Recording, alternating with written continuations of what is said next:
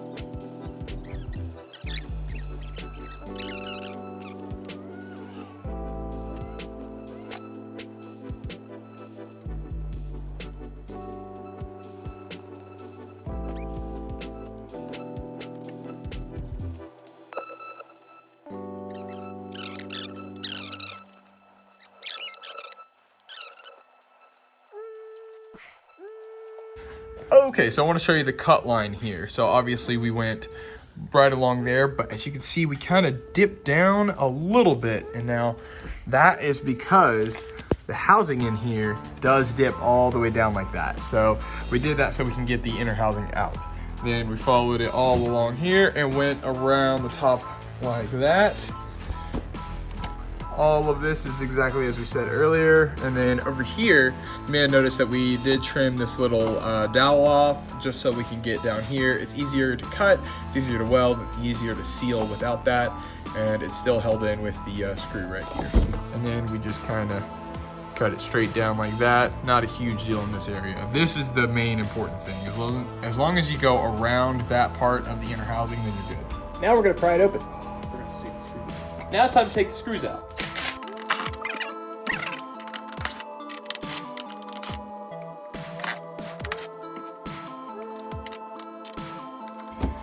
There are 1, 2, 3, 4, 5, 6 screws that you need to remove. I also recommend taking the bulbs loose. You don't have to take them all the way out. I would take them loose though, just so that you don't break them whenever you're taking the back housing off. Now it's time to take the back housing off. Okay, I've seen this a couple of times, so you can see that it's cut on top and cut on bottom, but it's kind of hanging on. So what you can do is just take your cutter and slice that, and it'll let go.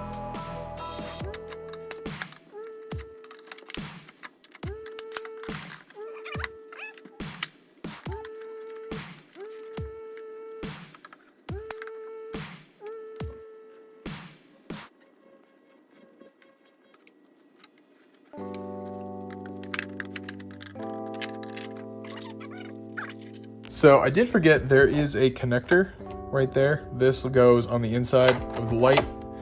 and the other connector stays with the back housing.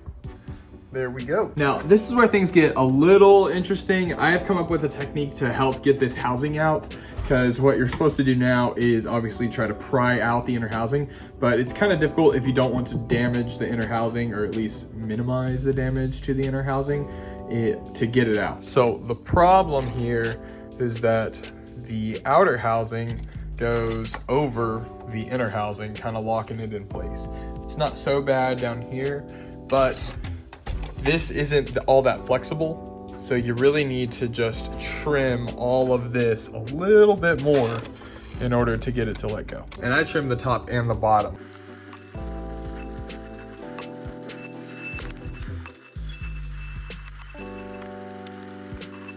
So you can see that I'm cutting straight down so I can trim all this excess off. I unfortunately have to go all the way down here, and I have to do it on the other side. So this is gonna take a while.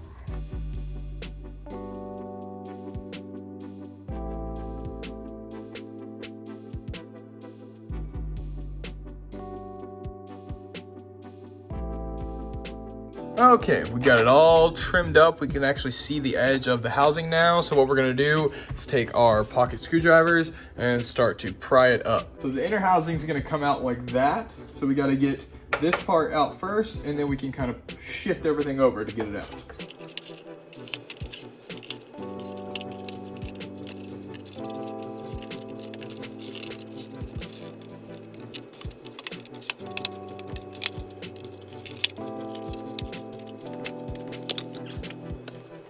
There we go. Got that out, and we did not damage the chrome. If you're painting or zepping the chrome away, it doesn't super matter, but some people want to do the all clear mod. In that case, you really want to make sure you have good chrome. So now it's time to put this in. And this is why I love using the ultrasonic cutter instead of using the Dremel, because there's no dust in here that we really have to clean out. Just have to make sure that the inner housing is clean since it's been sitting out for a little bit, and we can go ahead and pop that in there. You might notice that I am leaving the slag on there, and that is on purpose. I leave it on there because one, it saves me time. Two, I'm actually gonna use that for plastic welding as well. It's going to have all that extra plastic that can fill in the gaps and make everything structurally sound again. You can see we added some extra wiring in here. When you're reinstalling this, you do not want to scratch your reflector. It most likely has some sort of paint or vinyl on it. So what I like to do is apply pressure on the back end to make sure that that's going to sit in there. And then I'll take one of my pocket screwdrivers and pry it to go around the plastic.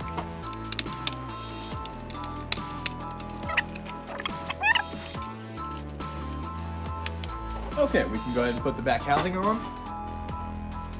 You're gonna want to feed your connector through the square that it came out of.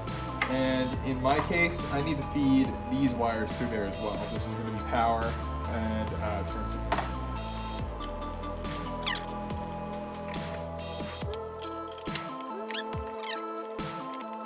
Before bolting the back housing back on, I highly recommend you plastic weld it into place, because if you bolt it in, it can actually suck the back housing too far in, and then you're gonna have weird fitment on the car.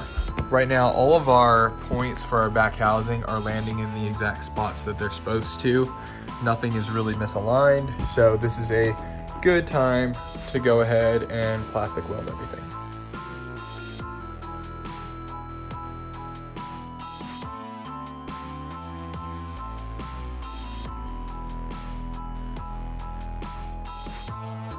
Now that it's plastic welded, we can officially put all the screws back into place.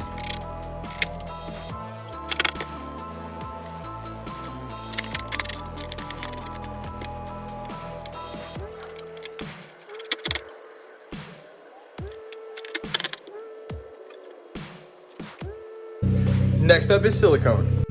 The key to silicone is to make sure you wipe off all the excess to make it look really, really clean.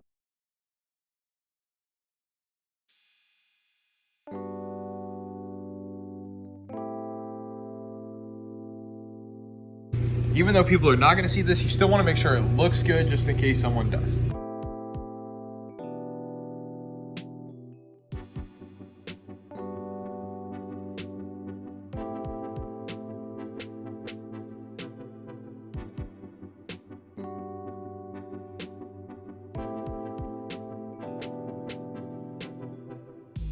Now I'm going to install the fin and put the bulbs back in place.